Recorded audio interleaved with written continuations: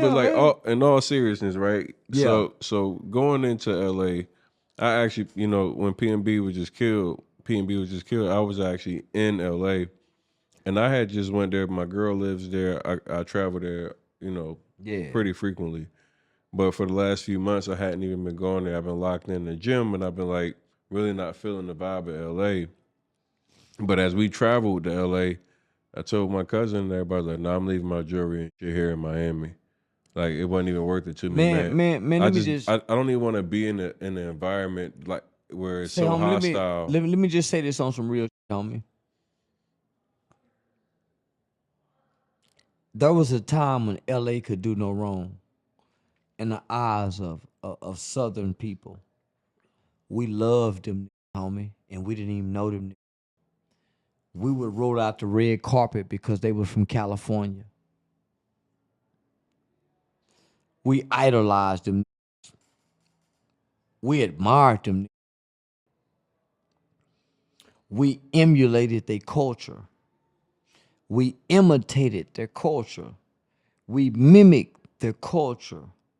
We went against our mothers. We went against our grandmothers for their culture. So to fast forward to today and know that you could lose your life like killing a gnat or a fly in LA as black people, that's heartbreaking. They killed Tupac. LA killed Biggie. They killed Nip. They killed Pop Smoke. They killed this PNB kid. Homie, I got tears in my eyes as I say that. The character to the side, all the Crips and all that to the side, homie. If you can hear it in my voice as I'm saying it, nah, homie, they don't love black people. They make you pay. They extort you. They exploit you, homie. And then blame the white man for our conditions. But they create some sub conditions that's worse than the white man conditions. Because at least the white man will teach you how to read and pre-K. At least he'll give your mama food stamps. So, uh, I, nah, homie, I cry. But I cry on the inside. And then on the outside, I reflect something else. The anger, the pain, the resentments. But I don't hate my people.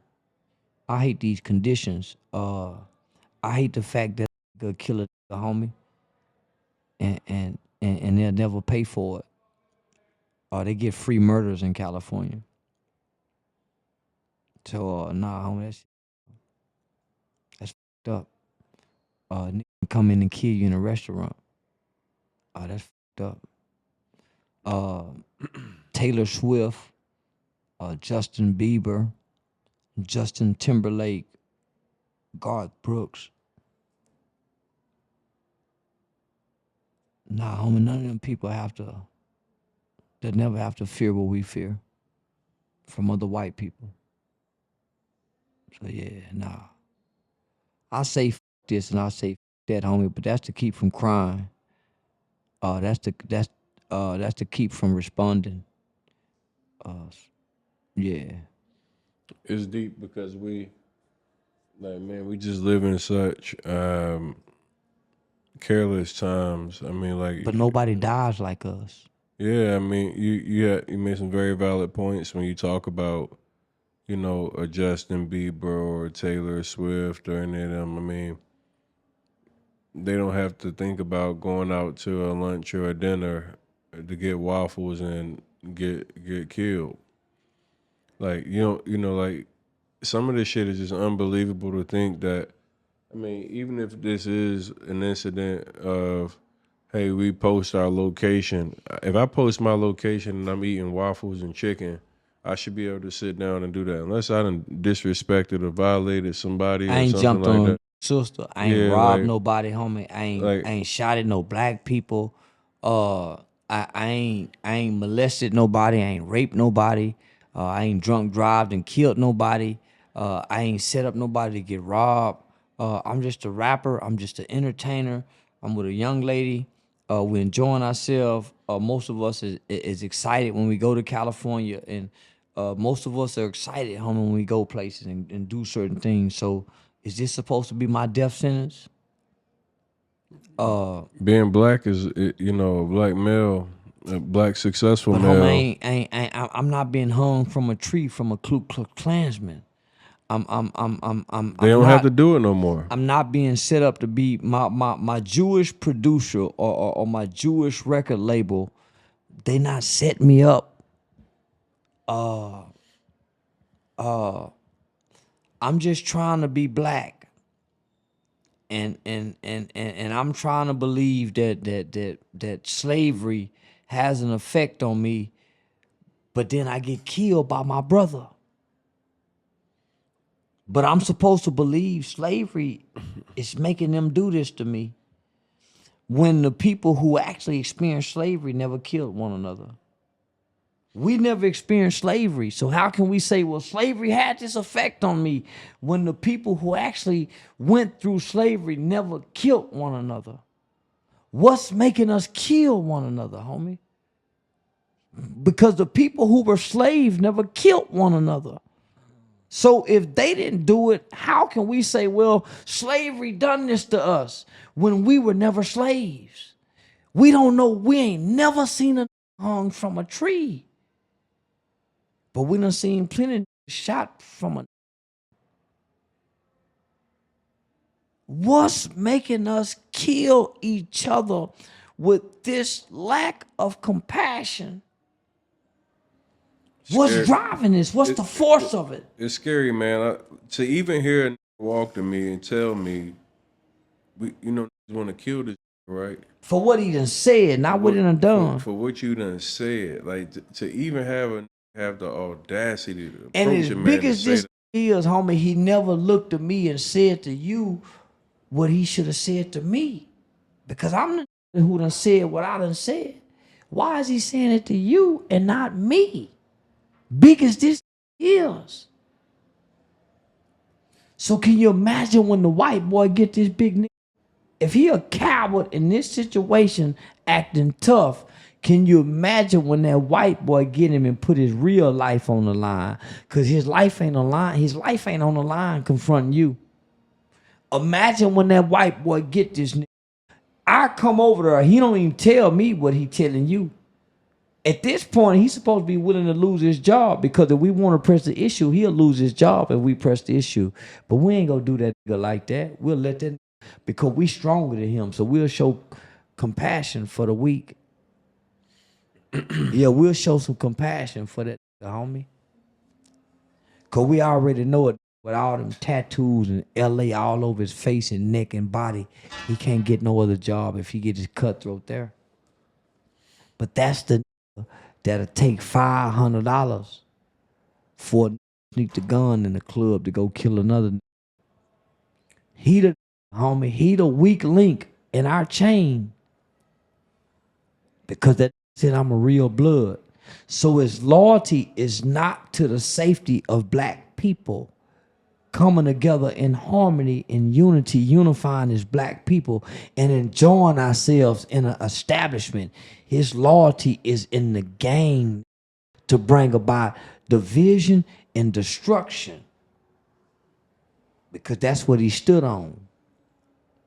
And it's crazy because, you know, I mentioned to him, I'm like, you approaching me about some that another man said. I said, what you hear me say about Nip? Like, I fuck with Nip. I don't agree with it. Did He you don't know say? me and you butt heads over Nip. Yeah, I'm like, I don't agree with what he say, but like, what's your point though? Like, bro, like that. Like, He don't know you, my, and we butt heads over Nip and King Von.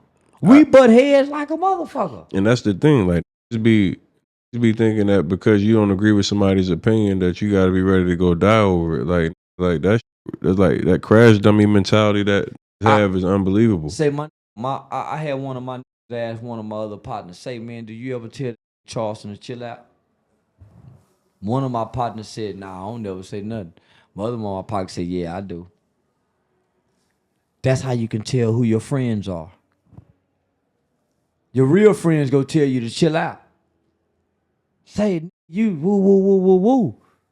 Your Nick, real friends are. I laugh at you at this point because I know, like, even if I tell you like my opinion, you gonna do what the fuck you want to do. You're a Yeah. man. You stand on your principles. You stand on what you believe in, and like when you with somebody, you got to understand, like, yo, this is who he is. This is what he's standing on. Like, And you know, you know what make it right, homie, because I listen to your opinions. I don't try to justify my position. I listen to hymns and say, man, this where I stand in mine. I listen. Man, I don't now if I ain't listen, I wouldn't know where he stand. I wouldn't know the fact that, man, he telling me, man, I actually met King Von. So I have to listen. Cause I ain't never met King Von. I mean, I think like perspective is really important in life. Like everybody kind of comes from a different lens. Like some people haven't been exposed to enough, and like that tonight, you know, I think Homie, when like I see the tattoos on his face, I have compassion for him. yeah, but I think like just even hearing his mindset of like wanting to approach somebody on that type of time, like over somebody like that's on a rival gang. I mean, A rival gang member, like yeah. he's like saying I'm a blood and I'm about that life, but he don't like what you said about Nip, and I'm like Nip is a Crip. neighborhood crip. Like y'all don't even like each other. I'm confused. Yeah. And when I hear just like the ideology behind a nigga that's ready to go do that while you on the clock at work, you How you know, feed your family. how you gonna eat? How you gonna keep your lights on? And and, That and, shit just like it's different to me. and let me and let me say this, man. And it's not to try to make this is not to backtrack on anything that I've said. Because I stand on everything that I've said. If you really listen to what I'm saying, how can you be mad at me? I ain't saying Aramis. I'm saying the character and persona of who Nipsey Hussle was. I'm telling you, man, I went to the funeral trying to figure out why is everybody praising and worshiping Nip.